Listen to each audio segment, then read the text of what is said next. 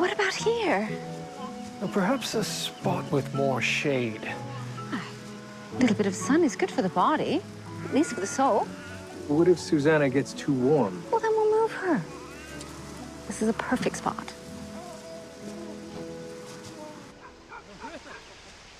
Wherever is he? I want to put my eyes on that machine of his.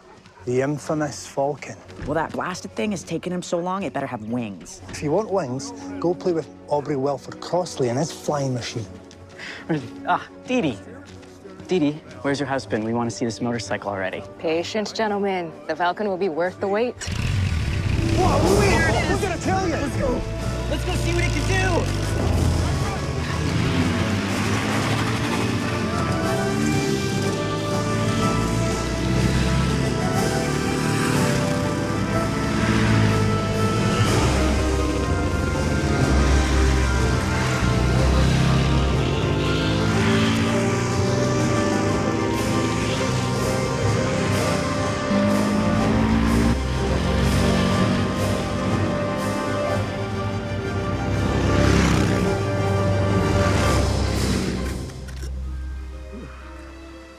I received a letter from Harry this morning. Oh, and how is he faring at boarding school? Quite well, according to him. The accompanying letter from his mother says that he was almost expelled for sneaking out to see girls. Lothario, like his father. Did we forget the melon? No, it's right here in the icebox. What on earth was that?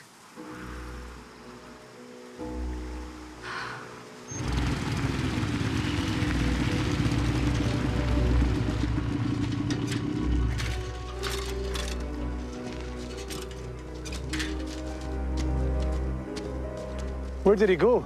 I haven't the foggiest. Look. Ellsworth? Ellie?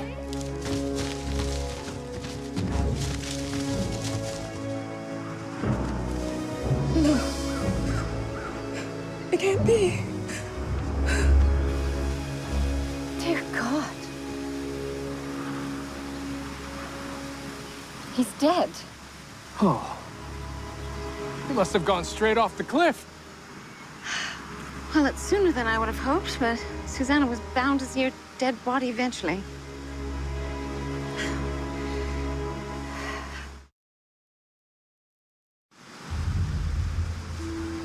Well, Mrs. Hart will have her work cut out for her.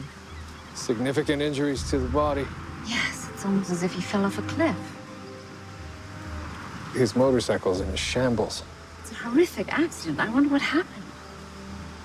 I suppose we'll have to chat with his compatriots. Ellsworth Drummond. The man was a legend. In what sense? In every sense. He locked himself in his garage building that motorcycle these last 2 years. A recluse and a genius. How did you know him? We know his wife. She's a member of our motoring club. We tour about on our motorcycles. Where do you go? We don't go anywhere per se, we just go. For fun. Today, mind you, was a special occasion. Dee Dee called us round to see the Falcon.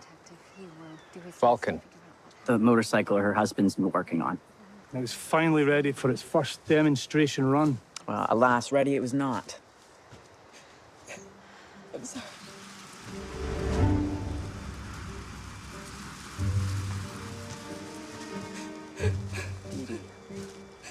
I'm so sorry. His wife's overcome. Her husband rode his motorcycle off of a cliff. There were no signs of braking or swerving. You think he did it intentionally? Certainly a unique way to take one's life. Did she say anything that would indicate he intended to do something like this? Not at all. It was his great unveiling, the best day of his life, she said. If there's anything that we can do, just let us know. So he rode off the side of a cliff? Yes, and I need to determine if it was rider error or a failing of the motorcycle itself. Like the brake's not working? Or being tampered with. Bloody nuisance, these. Too loud. Even with these new exhaust mufflers. Don't know, Inspector. I like them. And rather fast. Oh, no. What? Julia, you aren't thinking of riding a motorcycle. Not very ladylike, Doctor. Are you two telling me what to do? Damn right we are. No. It's just... they are very dangerous. Our current case proves that. Well, yes, if you ride them off a cliff. So what about the brakes? Unfortunately, the damage is significant, and there are mechanisms that I am not familiar with. Well, by all accounts, it's a revolutionary design. Which I need to learn more about. My husband had been working on the Falcon for years. It was perfect. He was sure of it. Who besides Mr. Drummond knew of the Falcon's designs? Well, there was an article about it in Popular Mechanics. Oh, what did the article say? It was only a photograph and an announcement. Ellsworth wouldn't let the writer so much as lay eyes on the Falcon. He was so careful about his designs being stolen. Well, surely he trusted you with his secrets. He trusted me, yes, but I'm hardly a motorcycle builder. I know nothing about the Falcon's designs. His motorcycle was everything to him. It was his whole world, and now. Yes, I'm terribly sorry for your loss. Thank you. With your permission, I would like to have a look in his workshop. Of course. What are you hoping to find? Parts, drawings, anything that will help me understand how the motorcycle worked, in the hopes of understanding what may have gone wrong. When did this happen, Mrs. Drummond?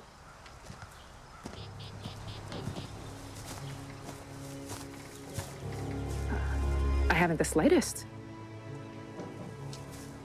This blood appears to be fresh. It seems as though someone has broken in.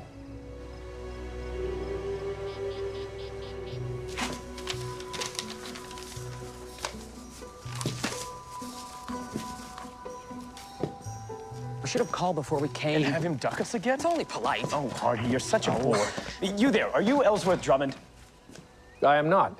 You see? This is why we don't call. The man tries to duck us again. Now, look here, Drummond. Billy, look at this.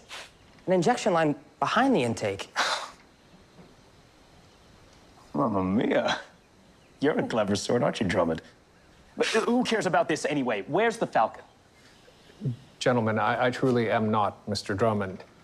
This morning, both he and the Falcon met their unfortunate end at the bottom of a cliff. He rode it off a cliff? Oh, dear. Motorcycle man riding his own motorcycle off a cliff. We'd be lucky to die so poetically. Did the two of you know Mr. Drummond? Only by reputation. And quite the reputation it was. We traveled all the way from Wisconsin just to meet the fella. But anyhow, if you're not Drummond, then who are you? Detective William Murdoch, Toronto Constabulary. And you? Arthur Davidson. William S. Harley. Mr. Davidson, Mr. Harley. Harley Davidson. The silent gray fellows. That's right. Quietest bike on the road. Bike? Oh, that's an amusing way to refer to a motorcycle. Bike. Sure thing. Anyhow, dead old Drummond here supposedly was running his Falcon up to 75 miles per hour, and we want to figure out how in the heck he did it. We can't seem to crack 60 on our V-twin. And anything bigger's too expensive or too bulky. So, where is it? We sure would like a gander. I may be able to arrange that.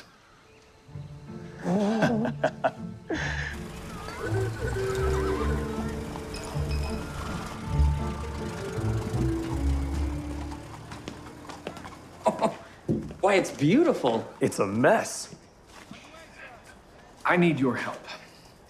I need to determine exactly what happened when Mr. Drummond and the Falcon went off of that cliff. What do you need from us? Well, I don't know enough about a motorcycle's inner workings to put it back together and discern what might have transpired. You need a doctor to do an autopsy on the motorcycle? Precisely. Now, my first suspicion, of course, is the brakes, but whether they failed outright or were tampered with. How dastardly. Say no more, Detective. We're the men for the job.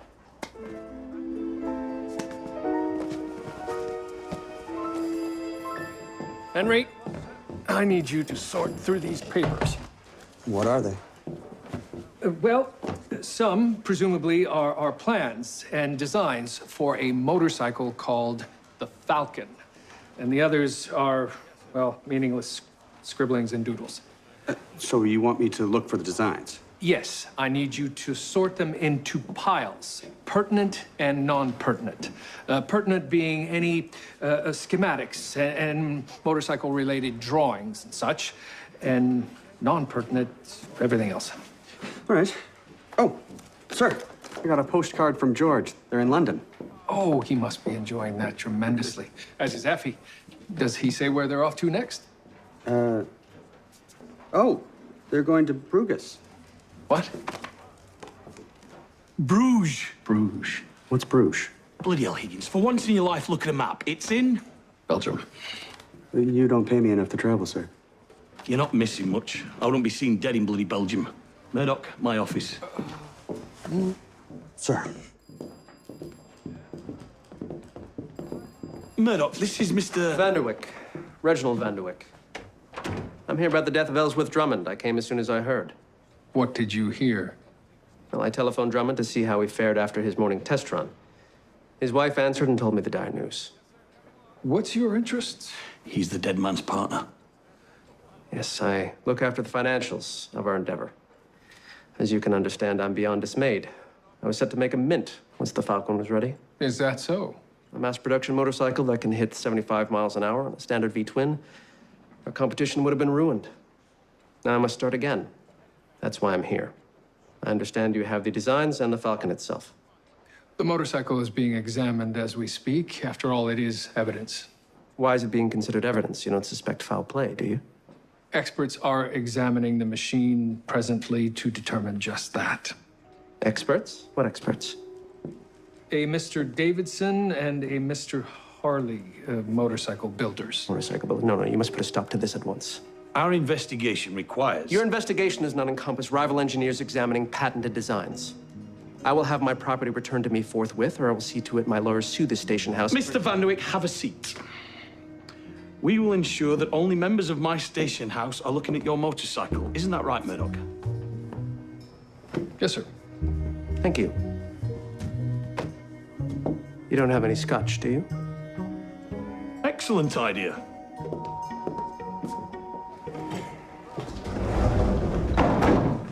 Gentlemen, I'm afraid I must... Detective, there you are. Now, look here. The brakes. Not a thing wrong with them. Except they've been smashed to pieces along with everything else. No sign of tampering. Not at all. But there is something else. The accelerator. It's a simple design, but there's a rather ingenious little latch freshly welded on here. What does it do?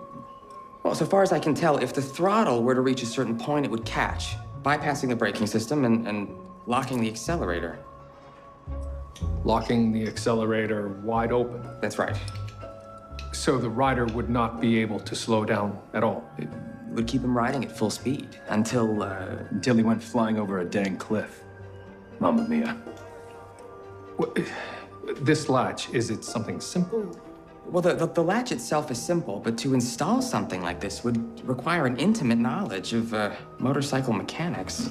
So whoever did this knew a lot about motorcycles. Thank you, gentlemen. Mm-hmm. Oh, gentlemen, I'm afraid I must ask you to stop inspecting the Falcon at once.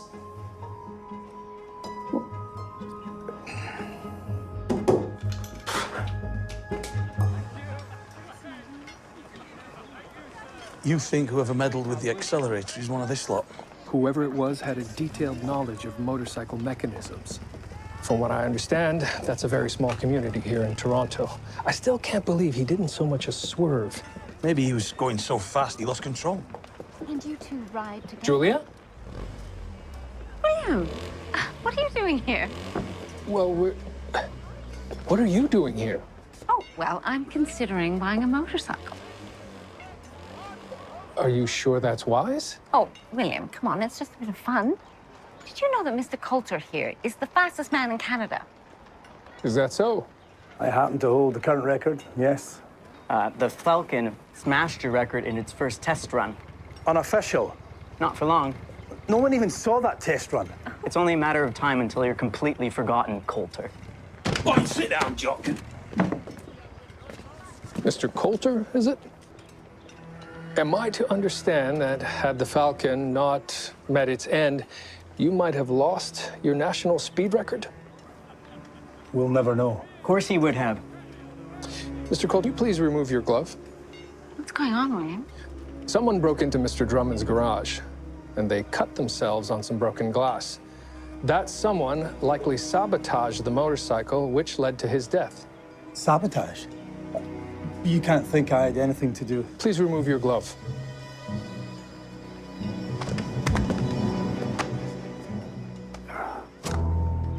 You're coming with us, sunshine. I'll see you at dinner. Yes.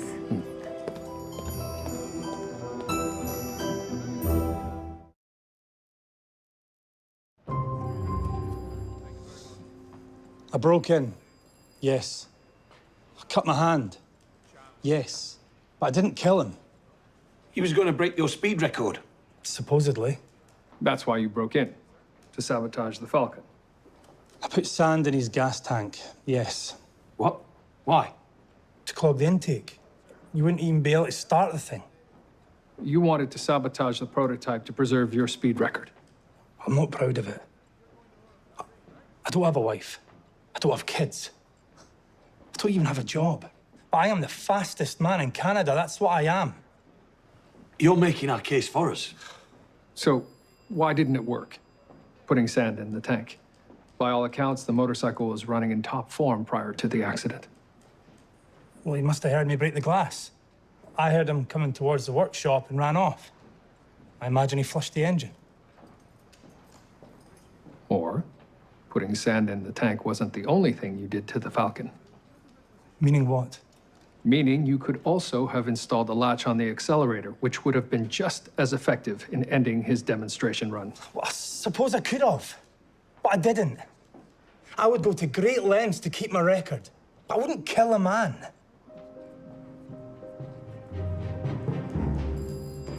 Do you believe him? Not particularly, but until we have more evidence, it's impossible to... Gentlemen. Who are you two? Oh, William S. Harley and Arthur Davidson, sir. Motorcycle builders. And what are you doing in my station house? Sir, these are the two young men who helped to identify what had been done to the Falcon's accelerator. They appear to be going through Mr. Drummond's papers. We just wanted to have a look. You can't blame us for trying. When it comes to motorcycles, we really are bad boys, detective. Wild ones, they call us. Now you've had a good shift, eh? Off you trot. Yeah. Higgins, what are you doing leaving these papers lying around? The detective told me to sort through them. And this is your sorting, is it? Yes, I'm finished. You're the one who told me to get a map. Henry, you've sorted this into 3 piles. Yes, sir. Pertinent, non-pertinent, and very non-pertinent. What's very non-pertinent? Duplicates. There's a dozen copies of the same letter, sir. What's in the letter? I don't know. I was looking for designs and schematics, not reading. Oh. Oh, this is very good, Henry. Huh.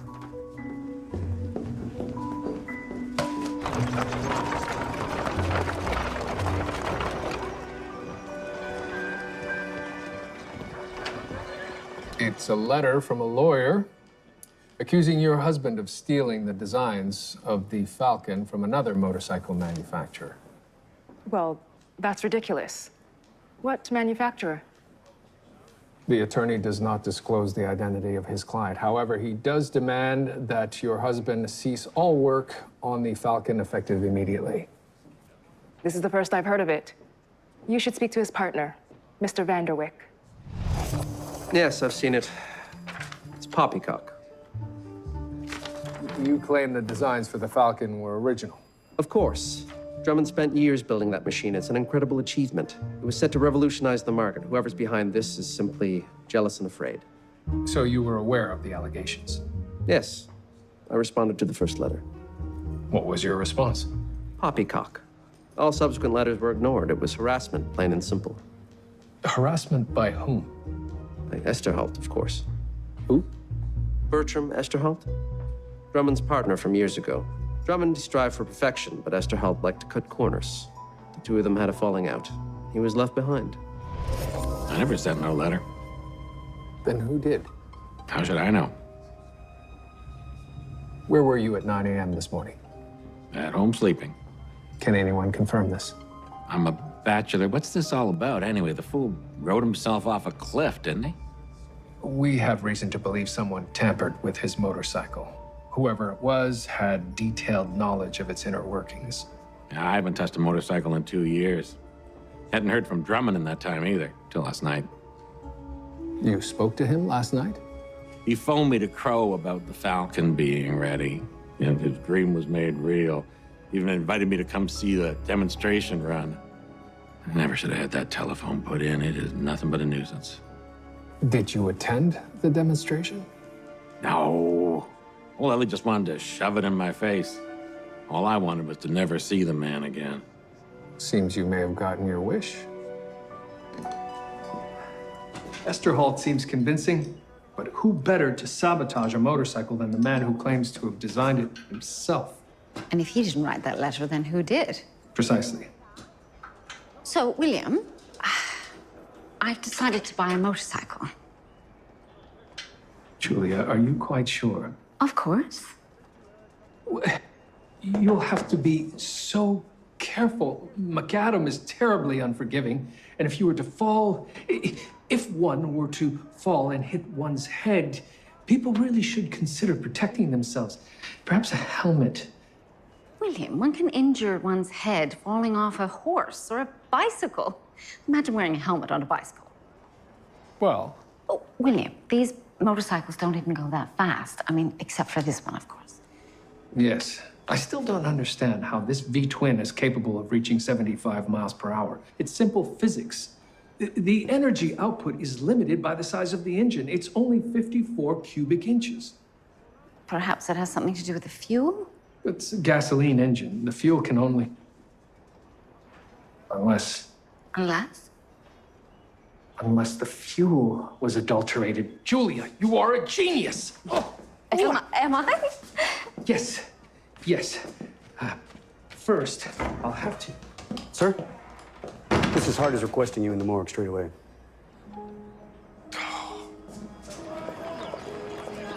It was quite a mess you left me with, Detective. Yes, I apologize for the state of the corpse. It certainly kept things interesting.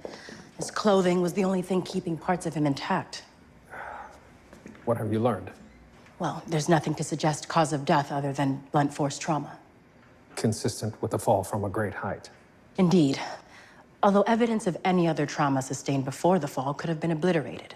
The skin ruptured in several different places and many internal blood vessels burst upon impact. Making your job difficult, I would imagine. Beyond difficult. I attempted to gauge algor mortis, but just as a steak and kidney pie would cool faster were you to puncture the crust, a compromised body cools at a different rate than an intact one. Why are you trying to establish algor mortis? We know when he died. Well, that's the strange thing about Mr. Drummond here. As I worked on the body, I realized rigor never set in. Well, that is strange. There's no time for it to have come and gone between him going over the cliff and the time that he arrived here. Certainly not. And calcium levels in the muscles should not have been affected by blood loss. Shouldn't. I began to believe something was amiss, so I took a closer look and I found something quite interesting.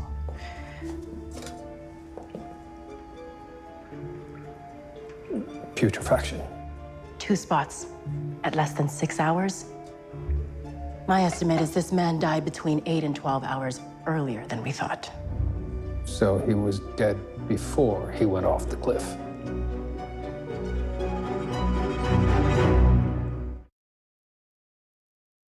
So someone killed Drummond earlier and dropped his body at the bottom of the cliff?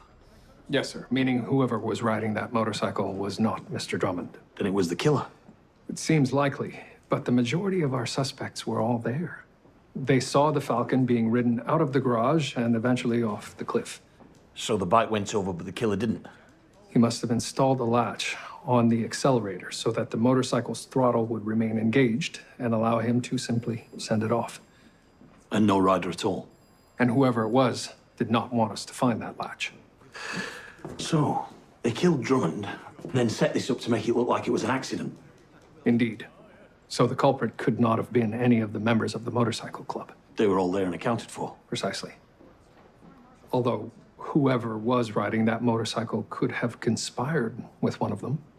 What makes you think that? Well, sir, if Drummond was killed the night before, how could his wife have been unaware? Let's speak to the widow. Someone killed him hours before? That's right. And you would have known about it. No, I have no idea what you're talking about. He's your husband. You didn't see him that morning?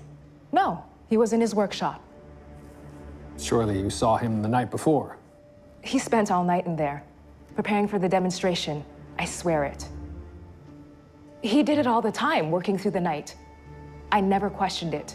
The night before his big test run, it never even occurred to me that...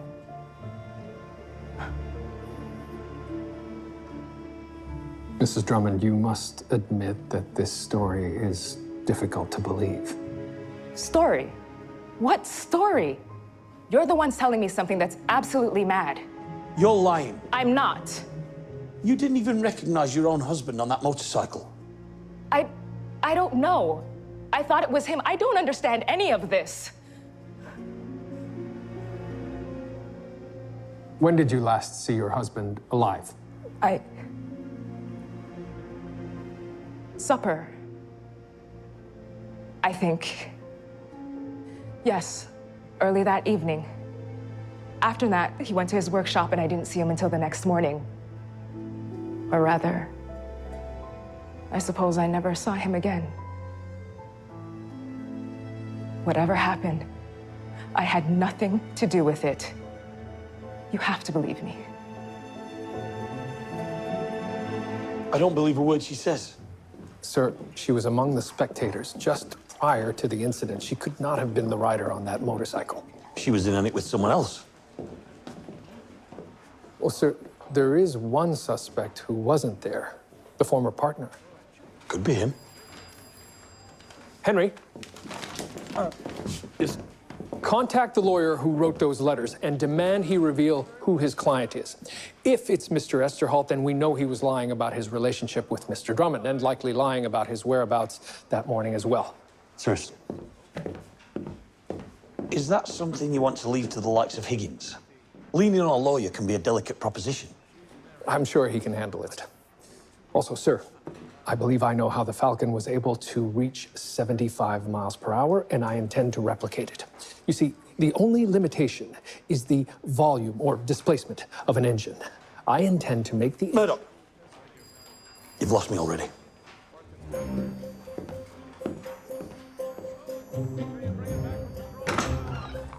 William, here's your nitrous oxide. Good. Why on earth do you need laughing gas? It's quite fascinating, actually. I realized that the speed at which fuel gets consumed... I'm sure it's fascinating, but I have to get back to the clinic. Don't have too much fun without me. I make no promises.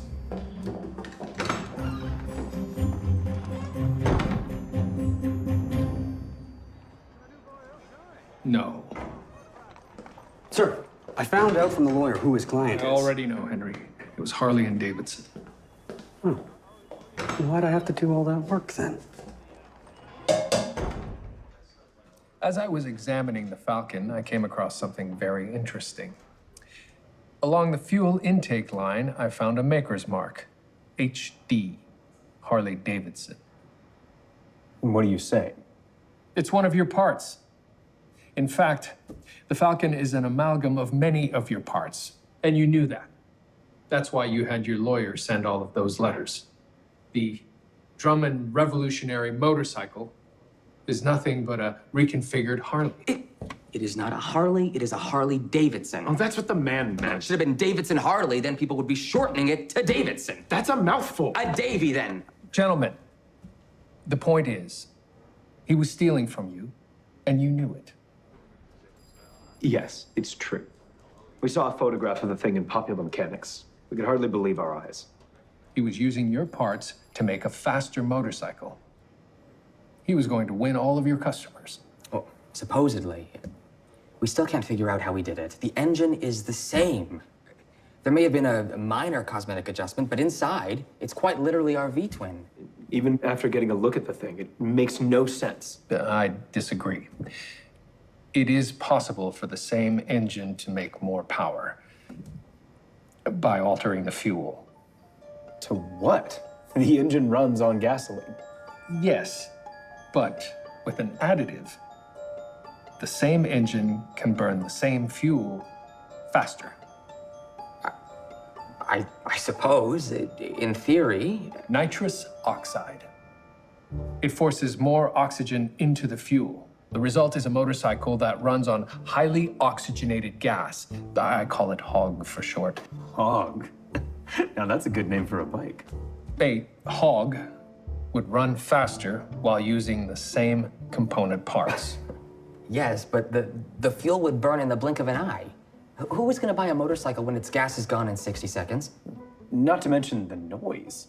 The Harley Davidson brand is synonymous with the silent gray fella. Now, we want everyone's grandma riding Davy's detective. Oh, give it up, Artie. And anyway, all that fuel igniting at once, you'd be blown to kingdom come. Yes, but at the time that the Falcon was sabotaged and Mr. Drummond was killed, all you knew was that he had taken your parts and was about to outdo you. That's motive for murder. We didn't. I checked with your hotel. You arrived in Toronto the day before I met you in Drummond's workshop. If you had traveled all this way to meet the man, why wait 24 hours before making your first visit? All right, we did go there the day before. Artie. What? We didn't do anything wrong. Look, Drummond wasn't even there. Maybe he was. And maybe you're lying. Perhaps you met up with him, confronted him, argued, and one or both of you killed him. We didn't. We didn't come to confront him. We already had an arrangement. What kind of arrangement? To buy the device that was making his bike go so fast. He was going to sell it to you. Not him, his partner. Mr. Vanderwyck. He said he was tired of the production delays and he wanted to recoup on his investments. We can show you the correspondence that proves it. He wanted to sell us the device, the designs, the whole shebang. If Harley and Davidson are to be believed, Drummond's partner was about to sell the business out from under him. This Vanderwyck was in Buffalo when the murder happened. So he says. He's just at the hotel. Well, if he's lying about that, he could be the man on the motorcycle. He sent the thing over the edge and then flung Drummond over after it. Or perhaps he threw Drummond's body over the cliff ahead of time. Well, there he is, sir. Look who he's with. D.D. Drummond. They're in it together.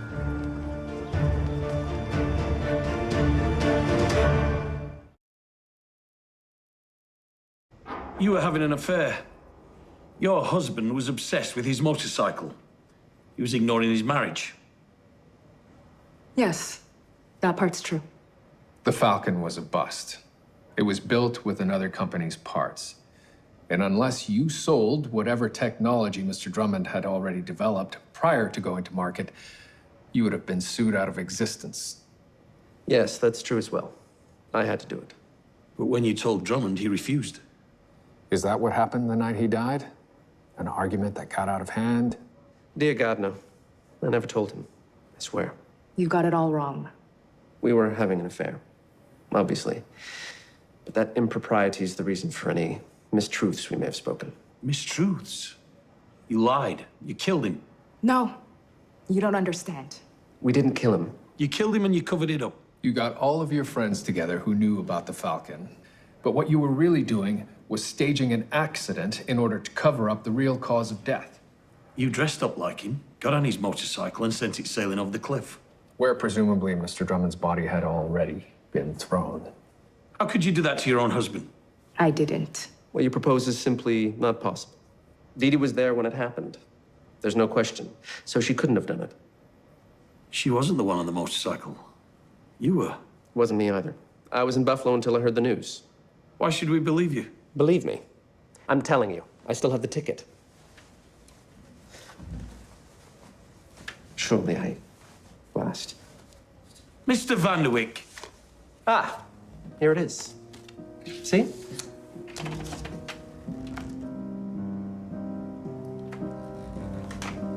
Timed, dated, and punched. I checked with Union Station, and the 1040 got in on time. Could he have posed as Drummond and gotten to Buffalo in time to get on that train? There's no express service on a Saturday morning, sir. Maybe he drove. To make up that distance without stopping, even if the roads were paved right through, would be impossible. What if he rode? A horse isn't capable of reaching anywhere near that speed. I meant a bike, Murdoch, a motorcycle. They're not fast enough either. He would have to have been riding the Falcon, and it was in pieces at the bottom of a cliff by then. Well, those two are guilty as sin. Sir, it's just not possible. I'm sure of it.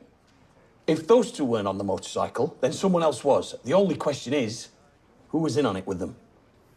A third conspirator? There is one suspect without an alibi, and we know he's lied to us. You have stated that you were home the morning that Mr. Drummond was found dead. Can anyone attest to this? Just myself. You also claim that Mr. Drummond telephoned you the night before his test run? I don't claim anything. He phoned, we spoke, end of story. What time was this? Late, 10 o'clock, maybe. Unfortunately, Mr. Esterholt, we know this to be a lie. It is no such thing. Mr. Drummond was dead by 10 p.m. Says who? The coroner for the city of Toronto. Well, he's wrong, and you're wrong. The man telephoned me at 10 o'clock. Is it possible that someone was posing as Mr. Drummond? I worked alongside Ellsworth Drummond for 4 years and knew him for even longer. Be that as it may, it is possible that... Imagine someone telephoned you pretending to be your inspector. How long could they keep that ruse up? Maybe 5 seconds? I spoke to old Ellie for a good 10 minutes. It was him. Mr. Esterholt, there is no point in continuing with this lie. It's not a damn lie. Oh, sir, I noticed something unusual.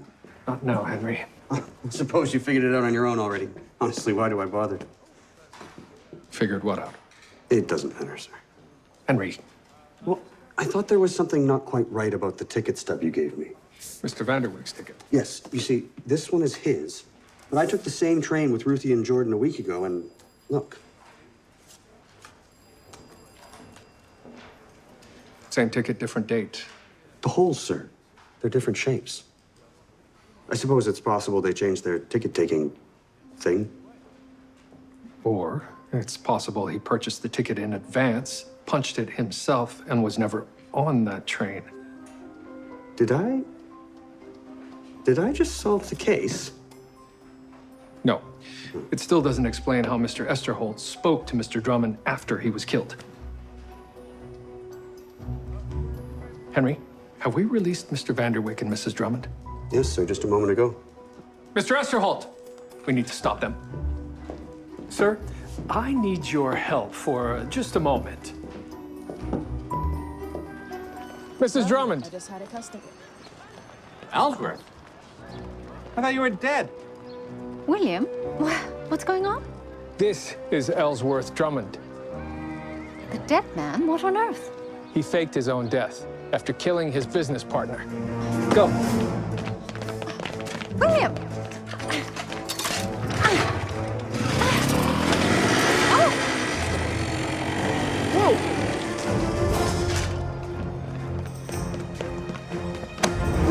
Stop! Stop! William, come on! Julian, what are you doing? Going after them.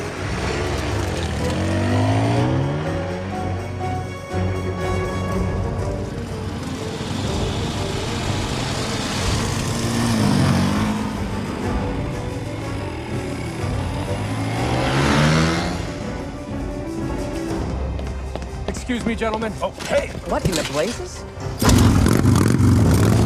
Oh, ow, good lord, that's loud. I love it. Look at him go. He's a natural on a bike. That Detective Murdoch is one easy rider.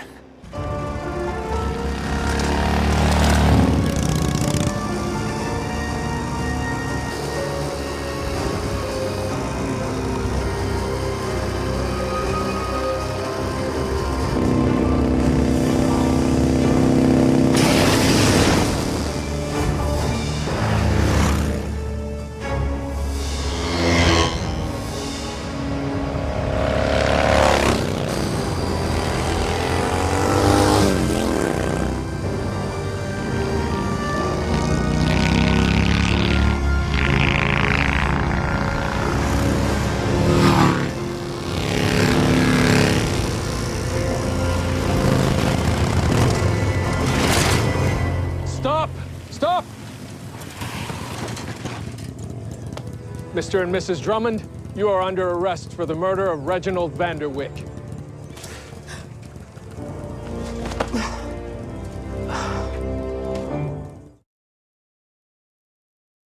Yes.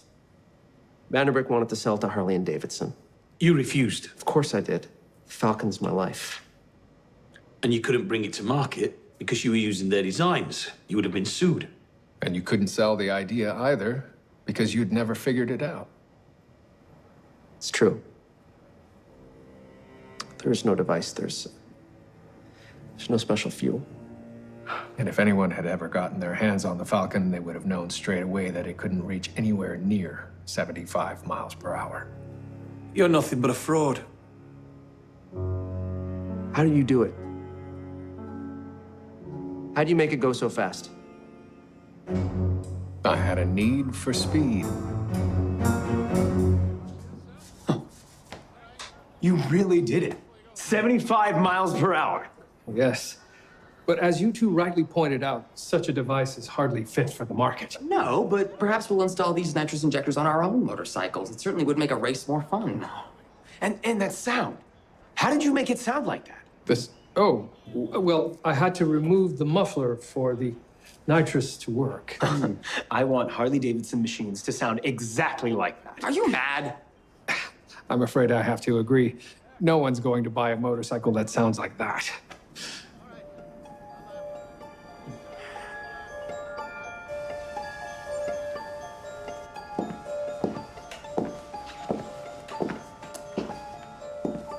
Well, what do you think? What's this? Well, I realized that leather is the most durable and effective material to prevent injury if one had an accident on the motorcycle. Oh, certainly is interesting. Interesting. Nice. Nice, William. I look positively devilish. Oh, I don't know about a devil. Angel, perhaps? One of hell's angels?